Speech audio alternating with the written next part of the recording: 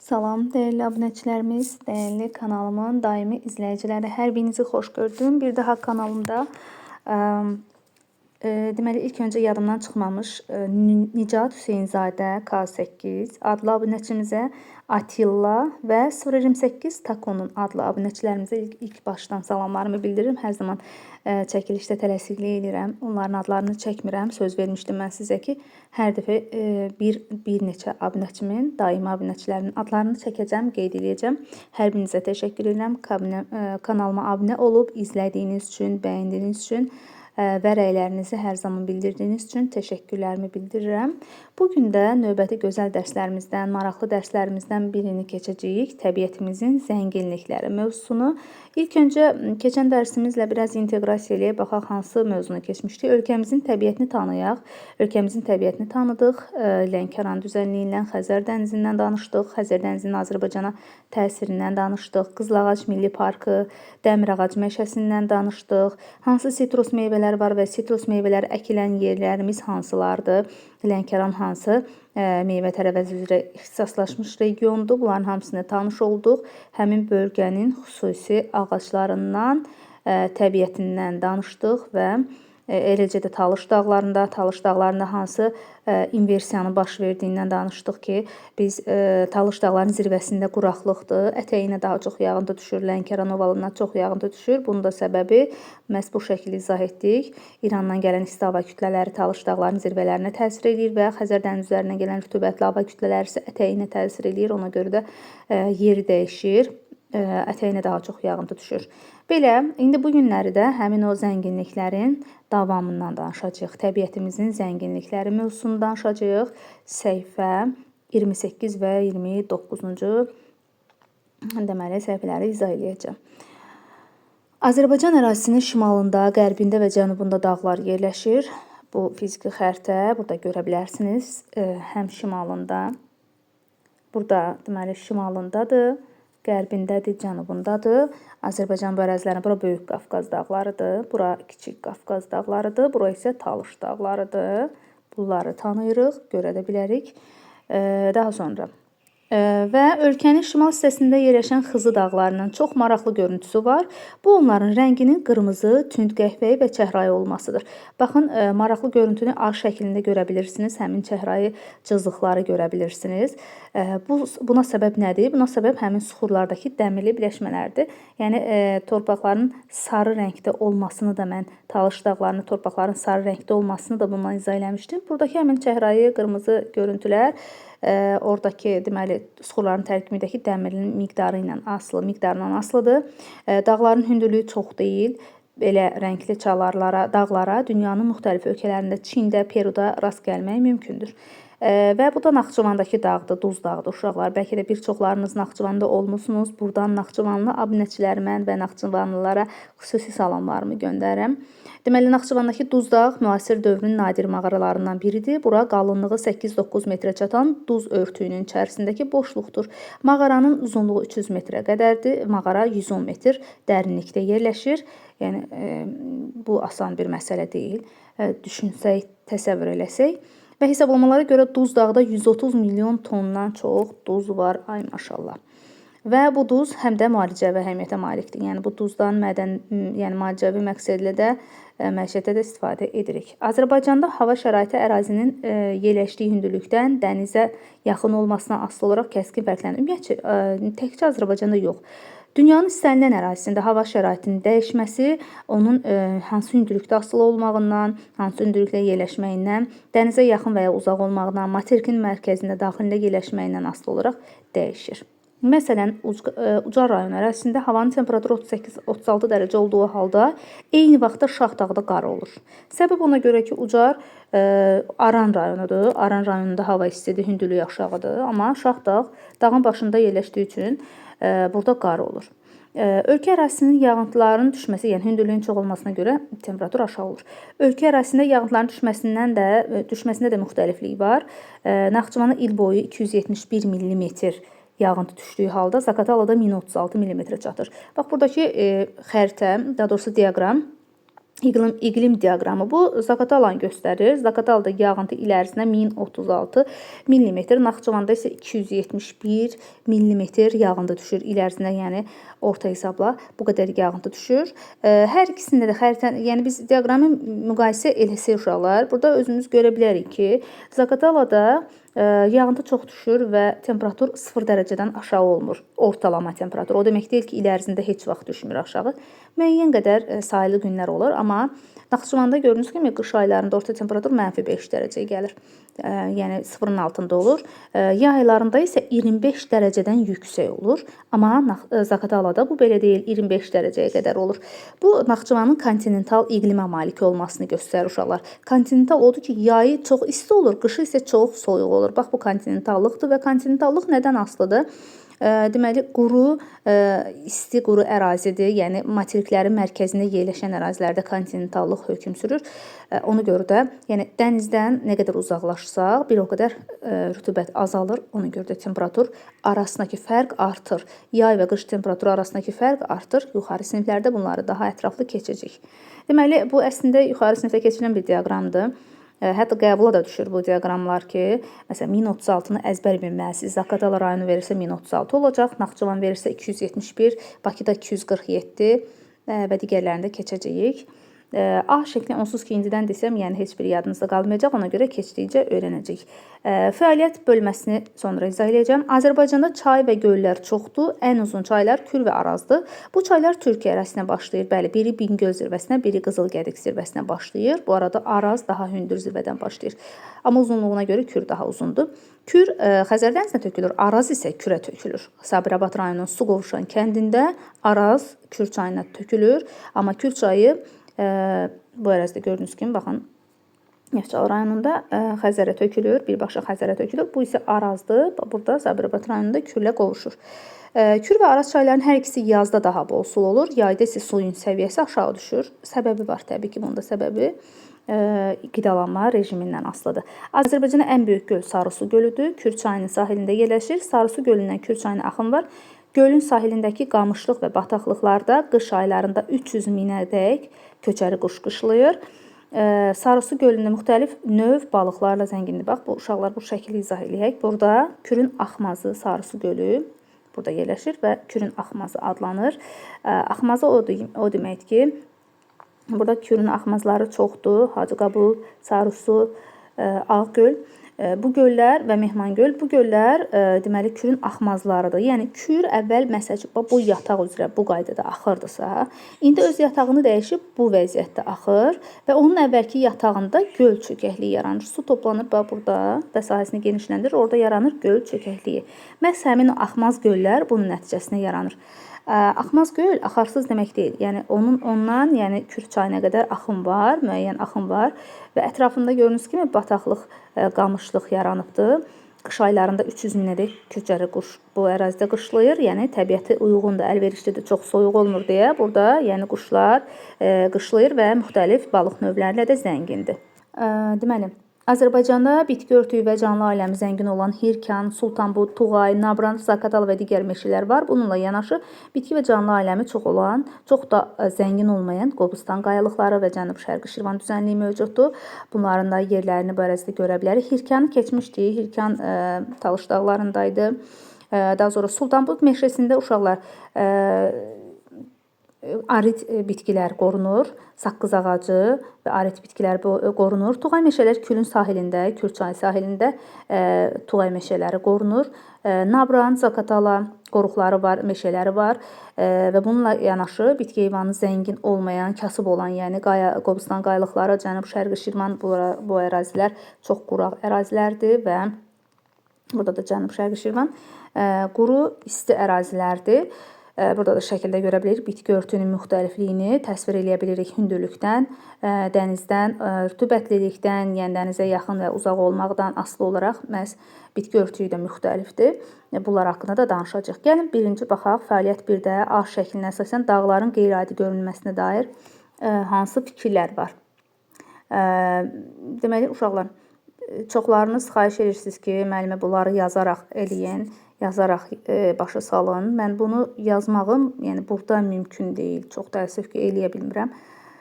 Ancaq yəni aydın şəkildə qısaldılmış formada deyirəm ki, hər birinizə yaxın yəni asan olsun. Deməli, dağların qeyri-adi rəngi demişdik ki, burada qeyri-adi görüntünün səbəbi nədir? Bax, dərslikdə də var. Qeyri-adi görüntüsünün səbəbi odur ki, torpaqda suxurların tərkibində dəmirli birləşmələr çoxdur. Bax, bu sırf həmin sualımızın cavabıdır. Bax, buradakı. Buna səbəb qayalıqdakı suxurların tərkibində olan dəmirli birləşmələrdir. Onu deyə bilərsiniz. Sonra B şəklinə mətnə əsasən Naxçıvandakı Duzdağ mağarasının mövcudluğu hansı amillərlə bağlı ola bilər? Biz burada nə deyə bilərik uşaqlar? Yəni qısaldılmış formada deyə bilərik ki, Duzdağ mağarası bir neçə faktlarla bağlı yarana bilər. Duzdağ mağaraları lap qədim vaxtda dənizin quruması nəticəsində əmələ gəlmişdi. Bunu deyim sizə. Duz da bilir ki, suda tez həll ola bilən bir maddədir, bir suxurdur. Ona görə duz təbəqələrindən sızan su duzu həll eləyir və yerin altında həmin boşluqları yarada bilir ki, buna da mağara deyirik. Yəni burada da mağaralar əmələ gəlir. Deyəcəyik ki, milyon illər əvvəl qədim dənizin quruması nəticəsində bilir ki, Tetis okeanı var idi. Azərbaycanın yerində Tetis okeanı var idi. Tetis okeanının quruması nəticəsində deməli bu duz təbəqələri yaranır, duzlar yaranır. Duz da suda tez həll olduğu üçün oradan sızan su yerin daxilində boşluqlar, yəni mağaralar əmələ gətirmişdi. Bax, bundan danışacağıq. Həm də duzun əhəmiyyəti, buradan duz tarixən bu ərazilərdən duz ixrac edilibdir, onu da bilməliyik. Duz istehsalının çox vacib bir sahə olduğunu da deyə bilərik ki, yəni pul əvəzinə istifadə edilir, yəni o dərəcədə faydalıdır. Deməli, 3-cü sualda C şəklindəki qrafiklərə əsasən temperatur və yağıntının ən çox və ən az olduğu ayları müəyyən edin. Bu şəkili, uşaqlar budur, yəqin ki, C şəklimiz budur. Həmişə bizdə şəkillərin nömrələri, adları yox olur. Deməli, C şəklində bir Zaqatala, bir də Naxçıvan dedik. Bayaqları mən sizə bildirdim, bunun haqqında bir qısaca danışdıq. Deməli, Naxçıvanda iyul ayı daha yüksək temperatur müşahidə olunur. Baxın, bu iyul ayını göstərir. Bu da temperaturun ən yüksək səviyyəsi. Deməli, ən yüksək səviyyə Naxçıvanda da, eləcə də Zaqatalada da. Gördüyünüz kimi ən yüksək səviyyə yazacaqsınız. Temperaturun ən yüksək səviyyəsi hər ikisində iyul ayına təsadüf edir. Buradakı hərf, i hərfi iyul ayını göstərir. Yay aylarında daha yüksəkdir, yəni temperatur. Aşağı temperatur hər ikisində qış aylarındadır. Biz Zaqatalaya deyə bilərik. Baxın, burada yanvar və dekabr ayları daha soyuqdur. Daha soyuq temperaturu yanvar, dekabr aylarında, yəni qış aylarında. Naxçıvanda da eləcə də, bax, Naxçıvanda həmin o yanvar ayını burada görə bilirik. Yanvar ayı, Naxçıvanda ən aşağı temperatur, hər ikisinə yazacaqsınız yanvar. Amma Zaqatalaya yanvar və dekabr ayları az temperatur müşahidə olunur. İndi yağıntıların miqdarına baxaq uşaqlar. Yağıntılar Zaqatalada ən çox müşahidə olunur, yəni yüksək temperatur göstəricisi. Zaqatalada deməli may ayındadır. Oradan may, mart, may aylarıdır. May ayında ən yüksək temperatur, daha doğrusu yağıntının miqdarı ən yüksəkdir. Bu mavi rəngdə olan isə uşaqlar yağıntını bildirir. Yağıntının da ən böyük miqdarı may ayında Zaqataladadır. Yenə eyni zamanda aprel-may aylarında isə deməli Naxçıvanda müşahidə olunur. Aprel və may aylarında da ən çox yağıntı müşahidə olunur. Ən az miqdar, yağıntıların ən az miqdarı Zaqatalada yanvar ayında, Naxçıvanda isə iyul aylarında müşahidə olunur. Gördüyünüz kimi bunda diaqrama baxmaqla görə bilərik. Bunu aydın şəkildə görə bilərik ki, yağıntının miqdarı hansı aylarda az, hansı aylarda daha çoxdur. Buradan baxa bilərsiniz. Deməli, oldu. Ən yüksək temperatur Zaqatalada iyul, Naxçıvanda iyul. Ən aşağı temperatur yanvar, dekabr Zaqatalada, Naxçıvanda yanvar. Yağıntının miqdarı Zaqatalada ən çox may, Naxçıvanda aprel, may. Yağıntının miqdarı Zaqatalada ən az yanvar, ən aşağı isə ən az yağıntı Naxçıvanda isə iyun-iyul aylarında müşahidə edilir. Belə bunu da bilmiş olduq. Növbəti sualımıza baxaq. Deməli uşaqlar,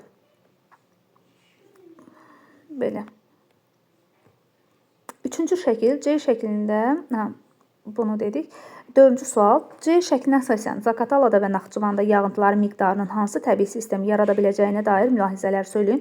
Uşaqlar, biz ötən dərsimizdə də keçmişdik ki, yağıntının miqdarından asılı olaraq, əgər yağıntı çox düşürsə, meşə çölü yarana bilər. Yağıntı harda çoxdur? Yəni bu təbii sistemdən asılıdır da. Yağıntının az olması ilə daha quru təbii sistem, məsələn, yarım səhra, quru çöl, səhra formalaşa bilər. Səhra, yarım səhra formalaşa bilər. Yağıntıların miqdarının kifayət qədər düşdüyü, çox düşdüyü ərazilərdə isə meşə və meşə çölləri yarana bilər. Zaqatalada meşə təbii sistem yaranmasının səbəbi ona görədir ki, yəni burada yağıntı çoxdur deyə Zaqatalada meşə yaranacaq təbii ki. Və Naxçıvanda da bitkilərin az olması, quru olmağının səbəbi yağıntının çatışmamazlığıdır. Yəni bura yağıntıların miqdarı çox az düşdüyü üçün, baxın o müqayisəni özünüzdə bu şəkildə də görə bilərsiniz. Cədvəldə də aydın şəkildə, sxemdə görə bilərsiniz ki, Zaqatalaya düşən yağıntıya baxın, rəqəmi də 1036, Naxçıvanda isə 271-dir. Deməli Naxçıvanda nə yaranacaq? Yarım səhra və səhra. Səhra və yarım səhra yaranacaq. Amma Zaqatalada formalaşacaq əsas meşə və meşə çölləri. Yəni meşələr zəngindir. Zaqatalada meşələrin yaranmasının səbəbi nə oldu? Yağıntının miqdarının bolluğu. Naxçıvanda yarım səhra və səhranın yaranmasının səbəbi isə quraq olmağı, yağıntıların çatışmamazlığı, yağıntının miqdarının az olmasıdır uşaqlar. Növbəti sualımız D şəklinə əsasən Kür çayının axın istiqamətini müəyyənləşdirin və bunun səbəbini izah edin. Uşaqlar, Kür çayı bilirik ki, Kür çayı dedik ki, Türkiyədən başlayır. Kür çayının axın istiqaməti. İlk öncə deməliyik ki, Kür çayı Xəzər dənizinə tökülür və Türkiyədən başlayır. Yəni şərq istiqamətdə axır da. Bizdə Xəzər dənizi bizim şərqimizdədir axı. Bu hissə şərqdir, bu hissə qərbdir. Türkiyədən başlayır və Xəzər dənizinə tökülür. Deməli Kür çayı töküləcək şərq istiqamətində. Səbəb ona görə ki, bu səbəb, yəni hündürlük şərqə doğru hündürlük azalır. Təbii ki, çay görə bilərsiniz ki, burada hündürlük az olsun, əks istiqamətdə qalxsın. Çayı elə ki, dağın ətəyindən zirvəsinə doğru axan bir çay yoxdur da, təbii ki, su aşağıya doğru axacaq. Hara hündürdürsə, oradan başlayacaq və hündürlüyü az olan əraziyə doğru axacaq. Türkiyədən, dağdan başlayır, bura olacaq Türkiyə və qərb zonası, qərbdən və üzü şərqə doğru. Bunu görməyimizin səbəbi odur ki, bax, burada dağları görə bilirik, hündür olan əraziləri burada görə bilirik, bura dağ olduğunu görə bilirik. Dağdan başlayır, bura isə yaşıl rəngdə olan hissə isə çökəklikləri göstərir, okean səviyyəsindən aşağı olan əraziləri göstərir. Bunu da ötən dərslərimizdə uşaqlar keçmişdik, hündürlük, indi burada bəlkə də tapa bilməyəcəm, mən onsa hündürlük qrafikini keçmişdik, başa salmışdım ki, yəni yaşıl rəngin məsəl üçün çalarları artdıqca onun okean səviyyəsindən aşağıda olduğunu göstərir. Belə bir qrafikdir, belə bir qrafikdir. Burada sadəcə olaraq yaşıl və göy rəngi, korичневый rəngin yəqin, yəni görə bilərdik. Korичневый ilə yaşıl rəng, yəni qəhvəyi və yaşıl rəng. Yaşıl rəng artdıqca hündürlüyün azalmağını göstərir. Qəhvəyi rəng tündləşirsə o hündürlüyün artdığını göstərir. Bilmək, yəni bunu ona əsasən təyin edə bilərik. Qısacası biz nə deyəcəyik? Kür çayı qərbdən şərqə doğru axır. Şərq istiqamətdə hündürlüyü azaldığı üçün Kür çayı avtomatik olaraq təbii ki, şərq istiqamətdə axdığını aydın şəkildə görə bilərik. Sonra uşaqlar, 6-cı sualda D şəklinə əsasən Kür və Araz çaylarının axdığı ərazilərin relyefi ilə çayların axın sürətləri arasında hansı əlaqə olduğunu müəyyən edin. 6-cı sualı D şəklini yenə belə canlandıraq. D şəklində uşaqlar, Kür çayının axın istiqamətinin səbəbi, yəni yenə də deyəcək ki, Kür çayı Xəzər dənizinə tökülür, Kür də Arazda.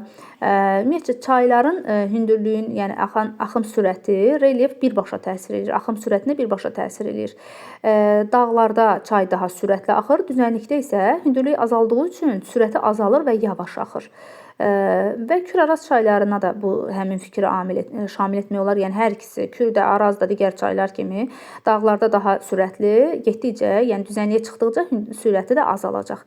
Araz daha hündürdən keçir. Bayaq dediyim kimi, Araz çayı daha hündürdən başladığı üçün daha sürəti daha yüksəkdir. Yəni Kür çayı isə daha çox geniş miqdarda düzənlikdən axır. Hündürlüyü də biraz aşağıda olduğu üçün sürəti aşağı olur. Yəni Arazın Kürdən daha sürətli olmanın səbəbi Araz çayı daha yüksəkdən və daha çox dağdan axır. Kür çayı isə aşağı hissədə düzənliklərdən geniş miqdarda düzənlikdən keçdiyi üçün sürəti aşağı olur. Həm də Araz Kürdən daha hündürdə başlayır. Yəni Arazın başladığı hissə Kürdən daha yüksəkdir. Yəni daha yüksəkdən başlayır. Daha sonra Y şəklində 7-ci sualda Y şəklində təsvir olunan Sarısı gölünün D şəklində yerləşdiyi ərazinin relyefini müəyyən edin və bunun gölün təbii şəraitinə necə təsir edə biləcəyini şərh edin. Deməli uşaqlar, bayaq da izah etdiyim kimi sarı su Kür çayının qalığıdır, yəni Kür çayının axmazıdır və onun axın istiqamətinin dəyişməsi nəticəsində yarandığını da bayaq dedim ki, yəni burada istiqamətini dəyişib əvvəl bu istiqamətdə axırdı, sonra bu istiqamətdə axır və onun əvvəlki yatağında göl çökəkliyi yaranır. Göl çökək bu ərazilərdə, yəni düzənlik ərazidə bilirik və ona görə düzənlikdə yerləşən göllər dərin deyil. Dərin olmadığı üçün də gölün dibində qamışlıq yaranır və su quşlarının yaranması, müxtəlif su canlılarının yaşaması üçün əlverişli bir şərait yaranır. Sırf zəngin canlı aləm, köçər quşlar burada çoxalmanın səbəbi də məhz bununla əlaqəlidir. Deməli, qısacası nə deyə bilərik? Kür çayı, daha doğrusu Sarısu gölü Kür çayının qalığıdır. Əvvəlki axın istiqamətinin dəyişməsi nəticəsində yaranıbdır. Bu ərazilər düzənlikdir. Düzənlikdə də göl heç vaxt dərin ola bilməz, çox dərin deyil də. Amma Azərbaycanın ən böyük gölüdür Sarısu. Düzənlikdə yerləşən bir göl çox da dərin ola bilməz və dərin olmadığı üçün də qamışlıqlar yaranır onun dibində. Burada da canlıların yaşaması üçün münbir şərait yaranır və belə 8-ci suala baxaq. Ev şəklində birinci və ikinci təsvirləri müqayisə edin. Fərqli təbiətin yaranmasına hava şəraitinin rolunu izah edin. Bu da ev şəklidir, çox güman ki. Birinci, ikinci şəkli aydın şəkildə, yəni kənardan özümüz də görə bilərik ki, uşaqlar. Birinci şəkil deməli qupquru ərazilərdir, rütubətsiz, yağıntının miqdarı az olan ərazidə isti quru olduğu üçün də bitki örtüyü zəif inkişaf edibdir. Digər isə isti və rütubətli hava şəraiti meşələrin yaranmasına səbəb olub. Bayaqki sualımıza çox oxşuyur. Burada da gördüyünüz kimi yuxarıda da yazır ki, Azərbaycanda bitki örtüyü canlılar aləmi bu meşələrin, yəni Hirkan, Sultanbud, Zaqatala meşələrinin yaranmasına səbəb olur və bitki örtüyünün zəngin olmayan Qobustan qayalığı və cənub-şərqi Şirvan düzənliyində mövcud olmasına səbəb olur. Yəni hansı ərazidə, məsələn, birinci şəkil Qobustan qayalığı, cənub-şərqi Şirvan düzənliyinə uyğun gəlir, amma ikinci şəkil meşələrə Zaqatala, Hirkan, Sultanbud və s. meşələrə uyğun gəlir. Amma Tuğay meşələri, Sultanbud bunlar düzənlik meşələrdir. Daha sonra uşaqlar 9-cu sualda C şəklində birinci və ikinci qrafiklərdə F şəklindəki birinci, ikinci təsvirlər arasında uyğunluğu müəyyən edin. Deməli, bu yəni qrafikləri həmin şəkillərə uyğunlaşdıracağıq bu şəkillə uşaqlar. Baxın, bu şəkillərlə Zaqatala və Naxçıvan qrafiklərini uyğunlaşdırmağı yəni bizdən istəyir. Təbii ki, aydın məsələdir ki, birinci şəkil F-dəki birinci şəkil bu haranı göstərəcək? Bu Naxçıvanın olduğunu göstərir. Qupquru ərazilər, isti quru ərazidir. İkinci şəkil meşələri göstərir F2. F2 isə bura Zaqatala üçün xarakterik olan ərazidir. Bu isə Zaqataladır. Zaqatalada isti rütubətli ərazi olduğu üçün, yağıntının miqdarı kifayət qədər olduğu üçün burada meşələr formalaşır. F1-də Naxçıvan quru iqlim formalaşır. Bunun da səbəbi isti və quru iqlimdir, yəni rütubət çatışmazlığıdır uşaqlar. C şəklindən bax bu qrafikləri həmin şəkillərlə əlaqələndirdik. Zaqatala F2-yə uyğun gəldi. Naxçıvan isə F1-ə uyğun gəldi. Dərsimiz bu qədər uşaqlar. Çox maraqlı dərsdir və çox da asan bir dərsdir. Mən düşünürəm ki, heç bir çətinliyə ehtiyac yoxdur. Bəlkə də dərsə qulaq asmadan da bu sualların cavablarını bilirdiniz. Bəlkə bir-iki sualda ola bilsin çətinlik çəkə biləsiniz. Sonuna qədər izlədiyiniz üçün hər birinizə təşəkkürümü bildirirəm. Mənə dəstək olduğunuz üçün ayrıca təşəkkür edirəm hər birinizə uşaqlar. Sizə uğurlar arzulayıram. Gələn dərslərimizdə görüşmək ümidi ilə və çalışacağam tez bir zamanda növbəti dərsi çəkib paylaşım. Uğurlar hər birinizə, sağ olun.